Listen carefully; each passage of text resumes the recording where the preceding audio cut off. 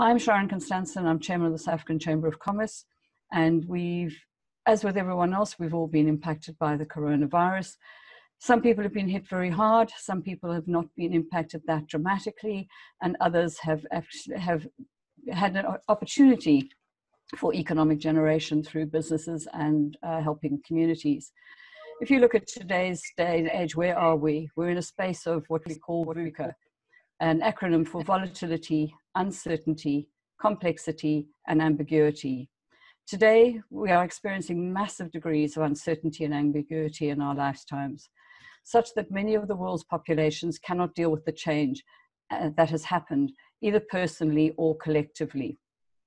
We are all living with genuine confusion and a future when the next stage of change will evolve, knowing that life will not be the same again.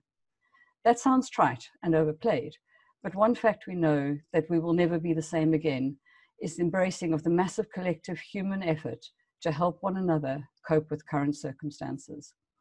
We have all seen the plights of the poor, those that exist in a hand-to-mouth existence, who do not have the reserves to withstand the impact of not being able to work. Those that are unemployed are now collectively even worse off than before. This is where the Solidarity Fund has stepped up and into the space to help those in the country with the greatest need. You are not here to listen to me, so I would quickly share how the Chamber came to be involved in this event, and before handing over to Rick to introduce the panel. Out of the blue, I received a call from a name that rang a bell, wondering what Rick could possibly want from me. For South Africans, being away from home creates some mixed emotions of guilt and relief and everything in between, wanting to help those at home from where they are overseas, which raises concerns around logistics, who to trust, and how to be sure the funds are delivered to their intended value. Today, the Chamber offers all the opportunity to listen to those directly involved who can understand the value of what the Solidarity Fund can bring to us. There will be question time, but questions are pleased to be typed up into the chat line on both Zoom and Facebook, as both are being monitored, and we will collect questions on your behalf and pose them to the panel to answer. Please, can you keep your questions succinct?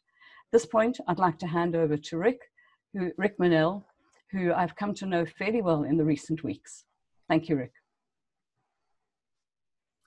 Sharon, it looks like Rick is having problems. Technical. Yeah, so maybe I could just step in and just introduce us. My name is Adrian Enthoven. I'm Deputy Chairman of the Solidarity Fund. And with me is Paul Bondi, who I think was the first, we don't have employees at the Solidarity Fund, we just have volunteers, but I think was the first volunteer at the fund and looks after fundraising and a number of the operational aspects of the Solidarity Fund. And Rick, who's been a tower of support for us on helping to build both the profile of the fund and broaden our fundraising base. Rick has just joined us. Rick, are you back with us? I'm back. God, welcome to the stutter. I'm so sorry. No problem, Rick. I've just made the introduction, so I think we'll just step into the presentation, and then perhaps at the end you could just wrap up for us, if that's okay. Shoot ahead, Eddie. But if I could introduce you very briefly. I mean, Eddie is Deputy Chairman of the Solidarity Fund, and Eddie's Chairman of Hollard, also the holding company Yellowwoods, with significant resources that have been mobilized to help the Solidarity Fund operate properly from the outset. But Eddie's also been involved for the last 10 years or so in collective business efforts, right through the later years of the Zuma administration. So he's built up a great deal of support and credibility with the business community and also with our counterparties in government. So you're talking to somebody who's sitting really at the next work that's going on here in the new public-private partnership that we're working on, and the Solidarity Fund is a clear manifestation of that. So Eddie, over to you, sorry. Great, no, thanks Rick, thanks very much for that. Okay, Paul, can we step through our presentation and move to the first slide, please?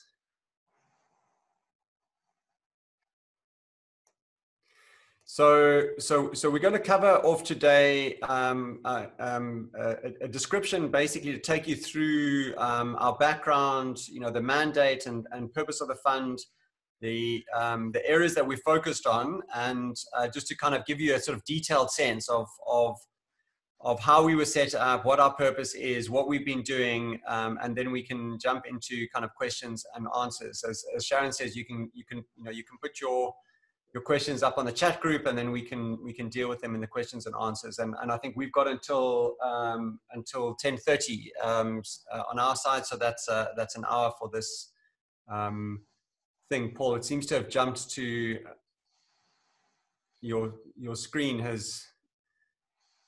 Let me move to the tender evaluation criteria. Sorry, let me just, I don't know what's going on. Apologies for that.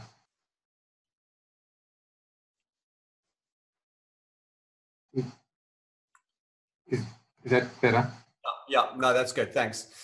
So, so really the idea behind the fund, I mean, the fund came about because there were a number of organizations and businesses and government departments that were thinking about setting up their own funds and their own initiatives. And there was a discussion between the president and business to say, why don't we just set up one single fund, one organization where businesses, individuals, citizens can lean in and help support one initiative. And we can really try and focus and consolidate efforts. The second critical idea behind the fund was that it would be a rapid response vehicle. So that it could act with agility and with speed that this crisis demands, that government departments in particular are unable to do. And decisions that the fund is able to make literally in a matter of hours would take government departments weeks to make. And so there was a sense that we really needed as a country a kind of rapid response, highly agile vehicle that could respond to the crisis. The fund works very closely with government and with business, but we're not part of government. We've been often confused as one of the government funds. We're not a government fund. Government helped to form the fund, and we work very closely with government, but we're an independent organization. Similarly with business, we work very closely with business, but we are separate from them. We operate as a separate independent entity, governed only by our board. And although we have board members that are from across society, from government, from civil society, from labor, from business, those board members are all there in their individual capacity. And I would just add that there's been an extraordinary alignment and focus in the board around our mandate and our efforts. And we've had no experience of board members from different constituencies pulling in different directions, which has been fantastic to see. We're custodians of donations from all South Africans across society, and Paul will talk a bit to that later. But we see ourselves as a fund for all of South Africa and accountable to all of South Africa. We are independently administered and transparently governed. Transparency is really important for us. We have a lot of information about the fund on our website, but we intend to have complete information on the donations, the income that we receive, disbursements, where the money goes, and the impact that we have, so that there's, because we are spending the money of South Africans, obviously we have to be accountable to South Africans for how that money is spent, and that transparency is obviously going to be crucial in that. And then just to say, we're responsibly administered, and we're very focused on, in our disbursements, on having the biggest impact that we can possibly have. That is really the kind of guiding principle for the fund is, where are the opportunities for greatest impact? What are the problems that need us? And how can we play the biggest role? Given our limited resources in the context of this broader crisis, how can we play the biggest role possible? Okay, next slide.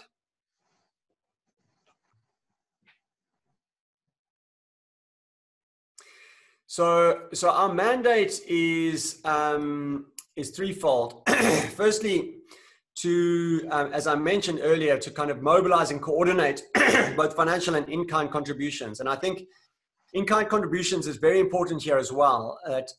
Part of our role is not just around the money that we raise to spend, but it's also about how we get citizens, communities, NGOs, businesses to lean in and with the resources and the capacity that they have to impact on the crisis. So, we are hoping to kind of leverage, many multiples of the funds that we have available in the resources in society to respond to the crisis. So the focus on not just the financial donations to us, but also the in-kind contributions from all South Africans is obviously important from us. And obviously this conversation today, we're trying to mobilize as much support for the Solidarity Fund and the broader solidarity effort in South Africa from the international community and friends of South Africa outside of South Africa.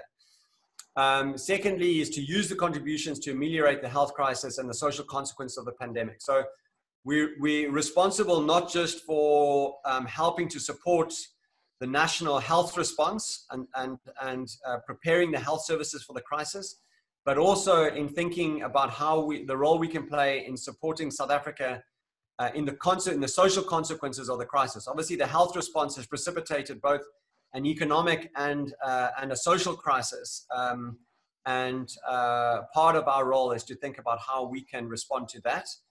And the third is about uniting South Africa in our response to COVID-19. So how do we bring the country together in the national effort so that South Africans are kind of standing shoulder to shoulder, as we fight this crisis. So the four major areas: prevent, detect, care, and support in our mandate. Prevent is obviously, for us, focused on flattening the curve. We're not going to extinguish the virus, but we need to try and lower infection rates as far as possible. Detect is about the testing and contact tracing and making sure that we've got up-to-date information about what's happening with the infection rates so that they can be managed. Care is about how people who are infected are treated and the capacity of our health system to look after those people who are infected. And the fourth is support, which is the one I just mentioned, which is supporting the lives of those who have been affected by the pandemic and by the health response. So that has really been in the area of kind of humanitarian support. Okay, next slide, Paul. So we've, in alignment with our mandate, we've chosen to focus on three things. The first area is the health response, and I'm not going to go through them here because the three slides that are coming that cover this. The health response, which is really about helping to support the national health services to get ready for the crisis. The second is the humanitarian effort, which is to help try and ameliorate where we can some of the humanitarian crises which have been exacerbated by the COVID response. So the humanitarian crises we see in South Africa, like hunger, for example, are not new to the last few months of the crisis. They pre-existed, but they've been significantly exacerbated by this crisis. So the humanitarian effort for us is about how we respond to that. And the third is a solidarity campaign, which is about bringing the country together to bring all the resources and focus our effort on what we need to do in order to overcome the crisis. And you'll see that we're spending predominantly on the health response, and I'll talk a bit later about the disbursements we've made there, followed by the humanitarian effort, and then at this stage very little on the solidarity campaign, as you'll see later, because significant amount of the resources have been pro bono. I would just add at this point that we have not spent a single cent in the fund on anything but direct impact in these three pillars. So we have about 80 people working full-time in the fund. We have probably 15 companies providing pro bono services from, Paul will talk about some of them, from fund administration to auditing. We have incredible support from businesses with making available slots on radio and television and newspapers and so on. So, and all of that, all of those expenses are pro bono. Even the banks have given us accounts where they don't charge bank charges, on our account. So we've created an incredibly efficient and frictionless system for translating donations we receive into significant high impact projects through our kind of rapid response vehicle, because there's no administration cost, there's no kind of expense base that has to be covered by any of the donations that come through. It literally all goes directly to impact. Okay, next slide, Paul. So to begin with the health response. So the idea of the health response is not for the fund to replace government's efforts. Obviously, you know, this is a health crisis that is going to take many billions of rands to respond to. I mean, the president announced an additional 20 billion rand for the health system to help with the crisis. You know, Paul will come to our resources later, but we have commitments of around 2.7 billion rand. So, you know, our resources are significant, but quite limited in relation to the broader resources that are being mobilized for the crisis. So our focus is really to augment the government and the private sector's efforts to prepare the health system for the crisis. We don't want to have our own health initiative. So the idea is that, you know, business and government are working very closely together in South Africa in a kind of unprecedented way to try to have one single health response, one single kind of leadership effort. And we are trying to dovetail as much as we can into that. So to support the national health effort as opposed to creating our own health effort. Obviously, we don't want to be a small part of a big government procurement machine. And so we really target our investments in the health response at these kind of high impact procurement opportunities where government is not able to act with the speed that's required. And, you know, a question for us is always this additionality question, which is, you know, does this disbursement, does this opportunity, does this impact really need us? And to make sure that we're happy that the impact wouldn't have happened had we not intervened. Because if someone else, if government is going to spend the money and solve the problem, then it doesn't need us, and that is not where we direct. And I can say that, you know, we have spent, close to, well, we've made placed orders of close to R1 billion of protective equipment, and, you know, to help ready the health system. And you will see later, you know, we've largely closed the gap between ourselves and the procurement NASPAS has been doing, you know, for the next 2 months for protective equipment for our frontline healthcare workers. And that is because we've been so agile, been able to move so quickly. The government procurement systems have just not been able to respond in, you know, with the urgency that's required. And I think we can genuinely say that had we not made the interventions we have in protective equipment in particular over the last 5 weeks, you know, we would be in a very, very serious crisis in relation to healthcare workers that would be unprotected as we move into this crisis. So next slide, please. So the second area is the humanitarian response. And this arises because of the socioeconomic impact that I mentioned earlier, which is exacerbated by the response to the health crisis. So obviously part of the response to the health crisis is this kind of very significant economic contraction that's resulted from the lockdown and associated kind of restriction of activity. We've chosen to focus on two main areas. The bulk of our efforts in the humanitarian response have been on food security and hunger relief to the most vulnerable communities. But we are also looking at the whole issue of gender-based violence and to see what intervention we may be able to make there. Another humanitarian issue that has been significantly exacerbated by the economic crisis and the health crisis.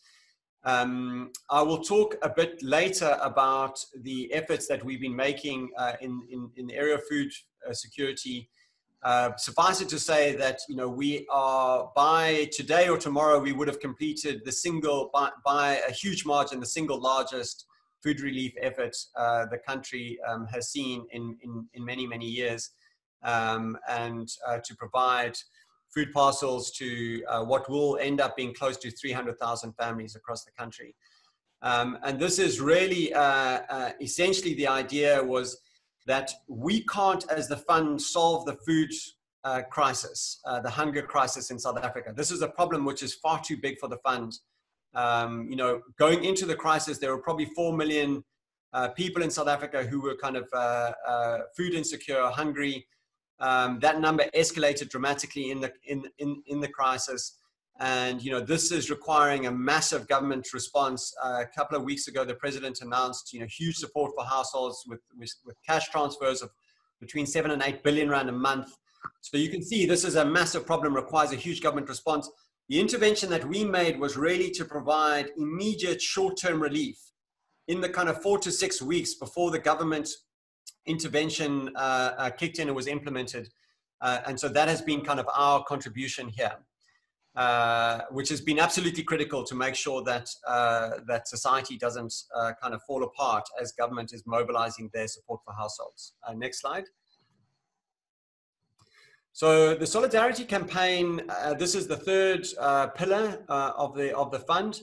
And really the idea here is that the problem is not going to be solved by government alone. You know, the COVID crisis is only going to be addressed if, as a country, we all play our part. And that's, you know, that's citizens, that's communities, that's businesses, that's NGOs. We all need to come together to play our part. And really this campaign is partly to kind of inspire and mobilize South Africans to act individually and collectively, to flatten the curve, support those affected, create a sense of unity in action. But it's also designed as a kind of behavioral change campaign to say there are certain behavioral changes that are needed, whether it's staying at home during lockdown, whether it's, you know, around hygiene, about self-isolating if you get sick. These behavioral changes are going to be critical if we're going to get control of this pandemic. And so, you know, we've launched, you know, a massive, you know, national communication campaign, which I'll talk in a little bit more detail later on, but really designed to do this, to inspire and mobilize South Africans and to help drive a kind of behavioral change agenda. Okay, next slide. Okay, Paul, will you speak to the next 3 slides and then I'll pick up on the impact stuff. Certainly, and thank you, Adi. So, morning, everyone. This is really the sort of machinery behind all the fund's efforts, and it really is predicated on providing independent, you know, guidance and support from a very competent and capable board, which, you know, underscores the recognition that we are all accountable to the donors. Underneath the board is Nkita, who is the interim CEO. She was unfortunately unable to join us in this session, but supporting her around the 4 focus areas that Adi mentioned earlier on is an extended team of experts, all on a pro bono basis, that are focused on 2 important things. The first of which is maximizing the impact of the fund in order to achieve the fund's mandate. And then secondly, ensuring proper processes and procedures are in place such that we got full transparency and accountability, which is really the ethos of the fund. So there's a very vast team of experts that have volunteered to support across the various aspects of it. And so that's, as I say, is the guts of, or the machinery behind all of this. In addition to that, there is various subcommittees of the board that will be responsible or are responsible for the key components of it. So obviously the Audit and Risk Committee, which is a very important oversight body within the structure. The effort or focus area, this committee has the ultimate responsibility of evaluating the sort of efforts that the fund gets involved in. There's a whole machinery behind this actual committee of experts who provide input and advice to ensure that the efforts of the fund not only meet its mandate, but obviously achieve the outcome that we need from a government perspective. So it's a very vital committee. And then the final sort of subcommittee is the fundraising committee, headed up by Suisse. The importance of this committee is ensuring that there's proper oversight over the fundraising efforts, and we, you know, guided by a donations policy. So we ensure that we've made that we achieve all that we achieve and should achieve, and that we have provided all the relevant internal controls from a fundraising point of view. So that hopefully gives you the overview of the framework that we're operating under. Just some of the reporting elements of the fund's activities, and I just wanted to echo what Adi said at the outset. Most of this was set up in a matter of a week or 2 after the fund was launched. So it's really quite a big effort to be able to set up such a function. But the fund administration is all being done by Old Mutual, and there's quite a large team from Old Mutual that's responsible for this. But they take ultimate accountability in terms of the fund's activities, along with all the administrative requirements. So there's a team that looks after the call center. There's a team that obviously looks after donor onboarding, and obviously there's a team that looks at and vets the disbursement. So a very important component, all handled by Old Mutual. Chikalulu play a very important frontline role because they're responsible for the fund's monitoring and evaluation function, and feeds back into a lot of the decision making that needs to be made ahead of any sort of disbursement, and obviously the obvious function around how effective we are in terms of our disbursements. And in the next couple of slides, we'll provide a little bit more detail on that for you, so you get a good sense on the fund's activities. And then finally, PwC are the external auditors. I should just mention that we are obviously a non-profit organization. So we're PBO. We don't have any shareholders. I suppose the public at large is our shareholders, but we are completely compliant with tax legislation, which ultimately means that all contributions are eligible for tax deduction. Just getting into a little bit of detail around the fundraising and providing you some sort of color as to what we've been able to achieve and indeed what we're still needing to do. And it is a busy slide, so I'll just take you through it bit by bit, if I may. On the left-hand side, we have a chart that gives you the sort of status play on the pledges and the donations we received. So as Adi had mentioned, we're just shy of 2.8 billion Rand worth of pledges, 1.1 billion of actual receipts. And the fundraising effort to date has been focused on a couple of core areas, the first of which is corporates, both national and international corporates, and we've seen a phenomenal response from them, and I think that that's testimony to, I'd like to believe, the sort of vision, objective of the fund and the need for corporates to support this effort, because it is a collective effort. The second is individuals, and on that score, there has been really a sea of commitment and support from individuals across society. That for us is hugely encouraging, because I think it does talk to the solidarity effort that we're really driving at. And then obviously there's individuals in the form of payroll forgiveness, so the salary sacrifice, which all emanated from President Ramaphosa's commitment that he and his cabinet ministers would contribute a third of their salaries for the next 3 months. That's created a wave of commitment from many corporates across South Africa, and on the chart on the right-hand side gives you some of the numbers that we're starting to receive now, and these numbers will grow. So hopefully that gives you a good sense of what the fundraising activity has been. We monitor this on a day-to-day basis. Actually, it's an ongoing live basis, and obviously very important for us. Our overall objective at this point in time is to get to 4 billion. We've got a long way to go still, but I think that with the support of corporates across the globe, actually, and foundations in particular, we're confident they will get there, given what we need to do. I won't spend much time on the right-hand side of the slide, because that gives you quite a bit around the disbursements and what has been approved. And the reason is because we've got a couple of slides on that per sector or per focus area, but I think that gives you a good sense of how much has been approved in terms of procurement, the bulk of which goes to care, which is really PPE, where from a standing start we've been able to secure PPE on a global scale. So when there's a sort of high global demand, we've been able to do so quite rapidly and be able to bring product into the country in very short order. So that's just a high-level overview of our disbursements and our envelopes and what still needs to happen there.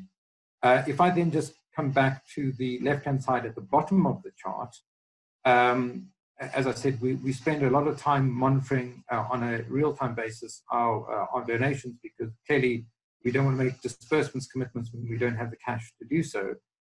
So we have a forecasting tool which tries to illustrate when we think we'll have cash in the bank, which is a key component of what we're doing. But the most important, well, one of the most important parts in all this is the bottom left-hand side of this page, where we've set out the various crowdfunding partners we're working with. For me, I think the key thing here is we've got 174,000, so just shy of 175,000 individual donations, a large part of which comes through the crowdfunding partners. So I think it will give you a good sense of the solidarity element of this. You know, it's not a significant money element to it, but I think it's an incredibly important solidarity and messaging piece to it. And then finally, again, I won't spend a huge amount of time on this because we're going into a little bit more detail later on, but that gives you a sense on the right-hand side, bottom right-hand side of the slide, of the disbursements efforts across the various focus areas. Adi, maybe you want to just take us through the tracking piece on the next couple of slides. Yeah, thanks very much. So in relation to the prevent, this is really about the solidarity campaign and our communications. And the only approval we've made here is for 7 million rand, and that approval is for content for a massive national radio campaign that we launched a week ago, where we have 10-minute inserts daily for 6 weeks across 15 local radio stations in all 11 official languages, plus a 12th language that we discovered in the Northern Cape. It's a San language called Ku. And so we're actually officially in 12 languages. Quite ironic, actually, that the San language, which was probably the first language here, is not an official language, but in any event, it's still a very small community in the Northern Cape. But just to give you a sense of how broad and extensive that our kind of reach is in terms of reaching into communities across the country to inform them about the virus, with using medical experts and so on, through these daily inserts. And that kind of complements, our bigger national effort on television and radio and in social media and so on, to both talk about what we're doing, but also to kind of drive home the behavioral change messaging. Next slide. So in relation to detecting, this is on the testing side. So there are two major kind of interventions we've made here. The first is when the National Health Laboratory Services, which is the big national government laboratory testing capacity, when they prepared their initial tender, we provided them with a grant of 250 million rand to enable them to double their test procurements, their procurements of test kits, which would enable the mass testing. So obviously, testing is like a critical part. Any country that has successfully dealt with a coronavirus has got a very effective testing and contact tracing. The second thing that we did was we provided a 145 million rand facility for protective equipment for the 30,000 healthcare workers that are going to be doing, or that are doing, the kind of community screening and mass testing. So that has been our intervention in testing, and we're looking to see what more we can do. This remains an area where we're not doing well as a country, is the area of kind of testing and contact tracing. And so we're looking to see what further interventions we can make here. Next slide. So in relation to care, this is the intervention we've been making to help support the health services with, in particular, protective equipment. So, I mean, just to give you a sense of how quickly we moved. I mean, Paul spoke about, the setting up of this organization. I mean, in a matter of weeks, we built a very significant institution here with all the governance processes and all the necessary kind of, support around fund administration and so on. While we were doing that, we were engaged with our partners in Business for South Africa, who built, a very streamlined technical procurement capacity or capability, using, private sector expertise across health, procurement, logistics, supply chain. And we've placed now close to 1 billion rand of orders. By next week, it'll be 1 billion rand of orders for protective equipment. About 100 million of that has already landed in South Africa, and all of that will arrive in the coming days and weeks. And this is, you know, the intervention we made. So, you know, within 5 days of the establishment of the fund, we had approved 100 million rand facility for protective equipment. A few days later, that went to 300 million rand, then to 670 million rand, and then we approved the additional 145 million rand for the testers, and we also approved an amount of 120 million rand with Alma Philanthropy to provide protective equipment for community healthcare workers in the NGO sector that are outside of the state but provide a critical role in communities across the country. Okay, next slide. So finally, this is our humanitarian efforts, you know, supporting those who've been impacted. We made an allocation of 120 million rand, which is largely spent now. I think we've spent about 100 of that, 110 of that. We would have completed our food parcel distribution by this weekend, probably by today. So you can see here, this was on the 12th of May, but not all the NGOs have fully accounted for, but we expect by today or tomorrow, we would have delivered close to 300,000, well, I think 250,000 packages. And then we have another 50,000 food vouchers and cash vouchers that are going to be distributed in conjunction with the South African Council of Churches. I mean, this was like an effort of monumental proportions. I mean, to do this across all 9 provinces, focused on the most vulnerable areas and most vulnerable communities and families. We worked with large national food NGOs. They worked with over 400 local community-based organizations and faith-based organizations to do the last mile delivery and make sure that the food was getting to the right places. We had to work with the provincial implementing agents of the Department of Social Development to target the 58,000 ultra vulnerable families that are on their database. So, I mean, this was just an extraordinary effort to have to pull together in such a short period of time. Next slide. And that is the donation slide. So that kind of brings an end to this presentation. I mean, I would just conclude by saying that, you know, the fund is only 7 weeks old and or 8 weeks old now maybe. And in that time, I mean, the work that has been put in by those 80 individuals has just been absolutely extraordinary. I certainly don't ever remember working as hard in my life as I have in the last 8 weeks. We've been working 7 days a week, you know, 12, 14 hours a day. And that's true for everyone. And it's been an incredible effort. And I think that, you know, as I said earlier on, I think what we've been able to do here is to create, you know, a very, you know, rapid, agile, effective implementing vehicle to respond to the crisis. And, you know, any support that you are all able to, you know, to give us both, you know, directly or through your companies or through others that, you know, we would really gratefully accept and welcome that. Thank you.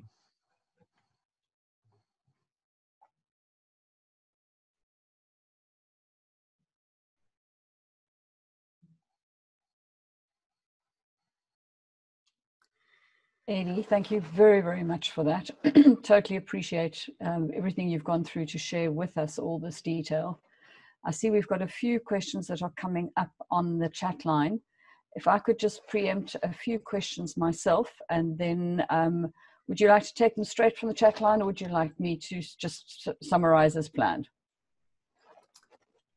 Sharon, you know, however you want to handle it. I mean, I think we've got just over 15 minutes, so maybe we could either group the question. I think group some of the questions. We have to respond after the session. There may be, you know, additional questions that we can respond to. So we'll just respond to as many as we can on this call. But maybe you can kind of group them and just identify them, and we can just then decide who will answer what. I think one of the questions that has been brought up by a lot of people is, you talk about the rapid response into the communities of greatest need, and you gave us a map of where those were. Can we explain that in sort of slightly more detailed terms? What kind of communities did you reach? How did you get to them? You know, where are they? I can see they are around the sort of northern part of the country primarily. Could you help us on who you actually reached? Yeah, so 250,000 families. So what we actually did there was we worked with partners. So obviously the fund doesn't have its own capacity to kind of implement these things. So we went with the kind of largest, most experienced organizations, which are some of the big national food NGOs, to partner with them to think about how we do this. We then did an overlay of economic deprivation and vulnerability across the country to see where areas of greatest need were in relation to kind of poverty. And we then made sure that through the 4 elements of the program, that we were covering all of the most vulnerable areas of the country. So all 9 provinces, I mean, what you see on the map there is not our final allocation. That was just the kind of the work in progress at that time. But what you will see when you see the final allocation is that we've pretty much reached, you know, certainly through all the kind of major areas of vulnerability across all 9 provinces. And what we did is we used certain parts of the program to infill for where, you know, the big NGOs, the Department of Social Developments, vulnerable families were not present. So the other areas which are normally neglected, to make sure that we get to those areas as well. So that was the kind of essentially the approach that we took to make sure that we covered the entire country. Thank you. One of the, I see one of the questions coming up, and one of those that I was also interested in is, what have been the major challenges the board and all the pro bono people have had to face? And aligned to that is, you've got a tremendous energy 7 weeks into the program. What is the chance or probability that that energy might wane, given that it's a pro bono effort at this point in time? And another related question is this short-term, medium-term, or is there a long-term life to the Solidarity Fund? So, well, let me answer that last question first, because I think it sort of relates to the others. I mean, you know, we were set up to respond to this crisis, and with a very kind of clear focus, which is kind of in our 3 pillars, you know, and obviously we can't do everything. We have to choose on the areas where we think we can have the greatest impact and focus there. We also see that a lot of our effort is going to be front loaded here, because, you know, we really needed to step in the absence of, you know, for example, the kind of PPE equipment that was there, the kind of rising hunger crisis, and, you know, government taking time to be able to respond to that. So there was immediate short-term huge interventions. I mean, of the 2.7 billion rand that we've raised, we've committed 1.3 billion of that. And that's in the first 5 weeks of our existence. So a lot of this effort is going to be front-loaded in the first, let's call it 3 months, and then maybe the first 6 months. I mean, at this stage, our time horizon is probably 8 to 12 months. The question is, because we would have spent a significant portion of our funds by then, and the idea is not to create like a permanent institution here, you know, that is then kind of, you know, seeks to resource itself to sustain itself. This is about, you know, trying to make the biggest impact we can in the you know, during this crisis. So we don't have a long-term time horizon, let's say beyond 12 months at this stage. We may well find that you know, that the energy, you know, begins to lag. But I think what's happened is that we're building more and more capacity in this organization, and it's not just inside the Solidarity Fund. I mean, the support that we've had from businesses, from NGOs, from individuals volunteering their time, you know, has just been phenomenal. And so that may change, and if that does, then we'll kind of cross that bridge when we come to it. But certainly all 80 people who are in the fund now are missionaries, you know, and are trying to do what we can, and there's certainly no lull in the effort at this point. Perhaps I could add to that briefly. We should also cite Business for South Africa, which is a sort of umbrella organization of all the business associations, the Banking Association, the Chamber of Mines, the Business Leadership South Africa, BUSA. And under that umbrella, which is without egos really, there are 400 leading managers and experts mobilizing in organized work streams to deal with the crises that have arisen from this pandemic. So we have health, we have labor, we have preserving small business, we have regulatory issues, we have welfare, and the Solidarity Fund, I guess, represents that leg of the collective private sector effort. And that has coalesced literally within weeks. And it reflects a capacity in South Africa that we've seen in action before, back in the 90s, and again, when we really went into the darkest days of the last administration, where there is an activism across all sectors of the society. And the Solidarity Fund is a preeminent example of that. To mobilize 200,000 people to participate means it can be done again and again. The energies will remain. The actual form of this, as you say, Adi, is not intended to last beyond the current crisis, but the capacity to organize to deal with the national requirement or priority is, and the priority from here on, more than before, and accentuated enormously by this challenge is unemployment, particularly youth unemployment. And that's a problem that we can no longer kick down the road and pretend is not an absolute crisis. And that's going to survive the epidemic. And we're going to have to continue to mobilize and change the ways in which we run our businesses and our support structures. And the people involved here will be involved in that. Thank you very much. There's been a couple of questions around, you made reference to the communities, the far-reaching communities that you have reached out to, and questions around how did you get there, what sort of distribution networks did you use to reach those vulnerable areas. Another similar and related question is around, you made reference to those that were hungry beforehand. Did you look after people who became hungry as a result of the crisis? And a third question relating to that is, what do you see as being your biggest challenges facing the fund in, let's say, the next 3 months? Okay, so I mean, just firstly on the question of who we reached and how and so on.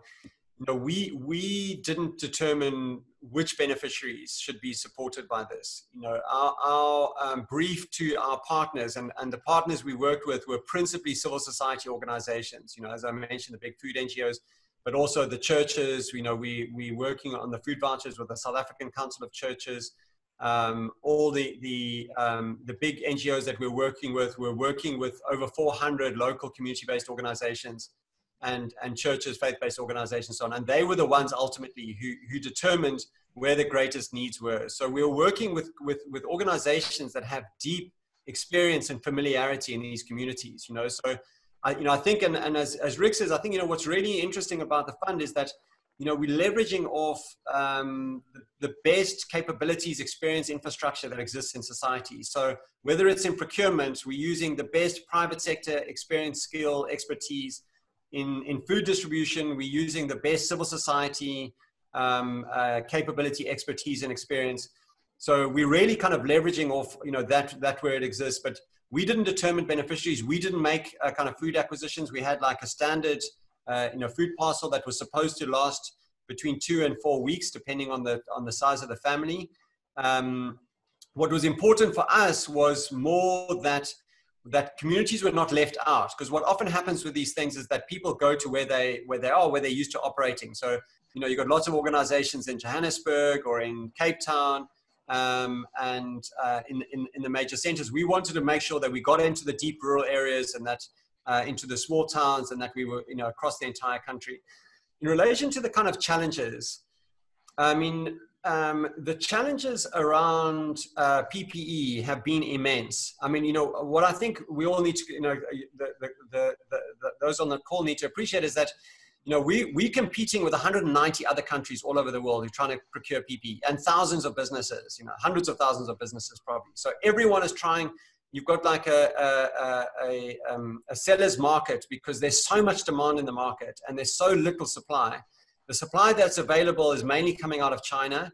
And you've got this intense competition. You even see in the US where states are competing with each other and the federal government is stealing procurement of the states. And so in that context, you know, we've been focused on working with reputable suppliers in South Africa, because we don't want to take risk about whether, because the other big issues, you've got a lot of defective equipment, you've got a lot of fraud happening. We don't want to take those risks. So we've been working with reputable suppliers in South Africa where we have the goods inspected before we make payments, where we focused on price. But one of the big challenges for us has been huge price volatility. I mean, because supply and demand is so erratic, and the system, the market for PPE is so dysfunctional, there's been a lot of price volatility, and that we've, you know, checked with people in the US and Singapore and other. I mean, this has been experienced by everyone, so it's not unique to us. But we've had to pay prices which are significantly above pre-COVID prices. And I think we've just had to accept that that's, you know, not just us, everyone has had to do that. And obviously the other big challenge for us has been freight prices. So, you know, all the global airline systems have been disrupted by this. And so, you know, freight has become hugely expensive. So, you know, air freighting goods in can add 70% to the cost of the item. So, you know, that's massive. So again, planning is really important, because if we can be procuring now for 2 months from now, we can ship freight that, and it massively reduces cost. So the issue in PP has really been around that.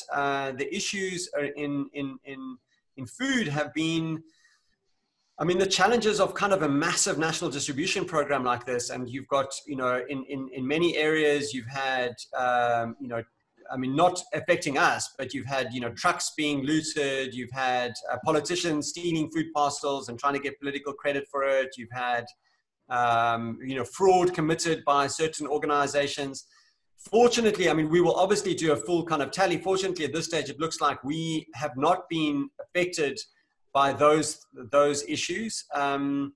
The one issue we had was in Limpopo, where some of our team doing the food distribution were arrested, even though they had permits. But broadly, we have managed to kind of, we've been working very closely with the authorities and the South African police services in each of the provinces where we've been doing distribution. So it seems that we've been okay, but I mean, obviously it's been hugely challenging. Food distribution in this environment has been, you know, a massively challenging experience. The areas where we haven't had, I suppose, the challenges that we expected. You know, I think we expected that the relationships between, you know, the unions and government and how we would manage that, especially we've got 2 ministers on our board, we've got a trade unionist from Nahawu, from Kasatu on the board. You know, that hasn't been a problem at all. I mean, there's been complete alignment and focus and clarity of purpose on the board. I mean, just one issue that I just saw that came up, and I just also want to kind of just quickly address, is we are committed to complete transparency. I mean, we have, you know, we don't have all the information on the site now, but there will be about all the money, where we've got it from. We've had some problems because we can't disclose donations that have been made by people unless they've given us permission. Apparently, it's a criminal offense to do that. So we're trying to get permission from everyone. We want to disclose like where all our money's come from and where all the money's gone to. So we'll also be disclosing kind of our disbursements and how those were made, the amounts, and so on. So, you know, we are absolutely committed to kind of complete transparency and putting all of that on our website, together with all our policies and everything else that we can disclose. One question I'd just like you to clarify, and it is linked to a couple of questions that have come forward, is the degree to which you have been involved in anything that is BEE defined, that you can or cannot provide to those. Now, I understand that you are helping people, not business. So can you just clarify that for ourselves and for our audience? Yeah, thanks for that, Sharon. I mean, this is really important. You know, there's been a really regrettable confusion that has taken place between the Solidarity Fund and government's relief funds. So people think that we are, so government set up 2 relief funds, one for small business. Well, they've set up actually a number, but one was for small business and one was for tourism businesses. And those relief funds required, had an element of Black ownership as part of, you know, triple BE criteria for their beneficiaries.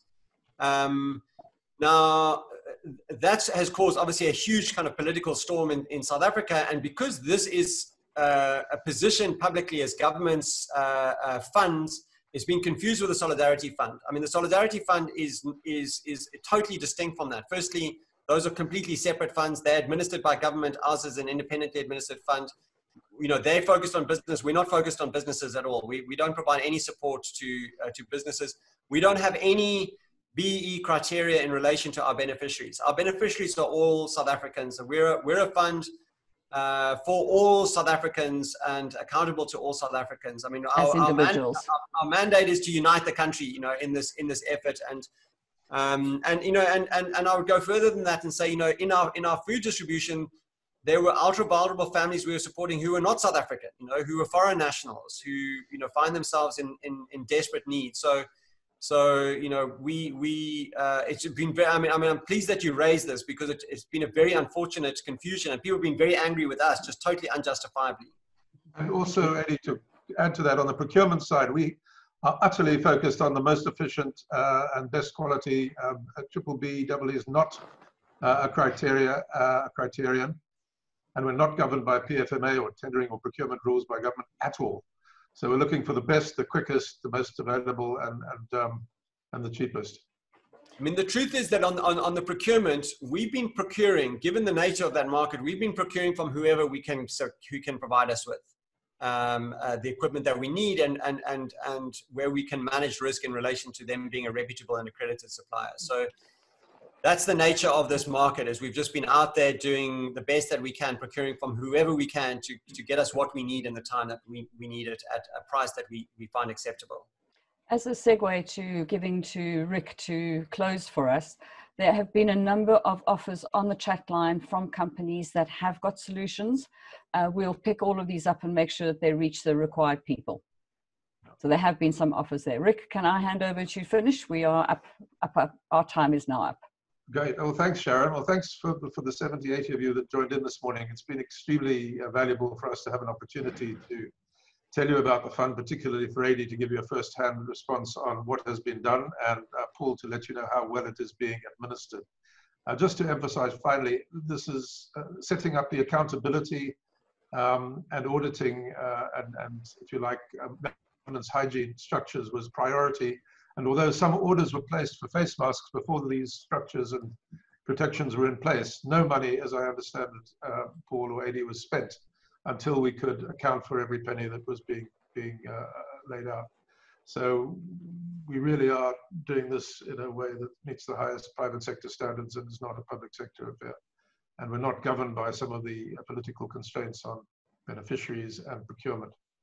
And those are misunderstandings that I hope we've addressed very clearly. Otherwise, the larger picture of South Africans banding together in South Africa and elsewhere to deal with a common crisis, again, represents, if you like, a laboratory and an example to others, because we are a fresh young country and the energies that are being unleashed here are exciting. And the results, I think, speak for themselves. But we've got a long road ahead, and we're going to continue to need to mobilize those energies and obtain resources to look after all of our people. So thanks very much indeed for your interest and your time. And to you, Sharon, thank you for arranging this, and for the good officers of the Chamber, and for your outstanding networking and communication. Thanks a great deal. Thank you to the panel. We wouldn't have had such an informative hour. I think a lot of us are more informed now than we were an hour ago, and I hope that is the case. We've had a number of thank yous coming through on WhatsApp, coming through on email, and coming through on the chat line, saying how informative and useful this session has been. So thank you to the panel. So a virtual clap to all of you. Thank you very, very much for what you've done. Just for those that are listening, this has been recorded. It will be available on our website and on Facebook. So you will be able to access it going forward and ensure that you've got your facts correct if there's any uncertainties. You can obviously contact the Solidarity Fund or ourselves to pass through questions if needed. And those that are donating in the UK, please contact us. We will help you make sure that they get the most amount of dollars or rands they need. So we will help on the local side as well. And the streams of thank yous that the panelists can see are coming through. So once again, thank you very, very much. Thanks, Thank Sharon. you, Ron. Thank you all. Thank you, Sharon. Thanks, Sharon.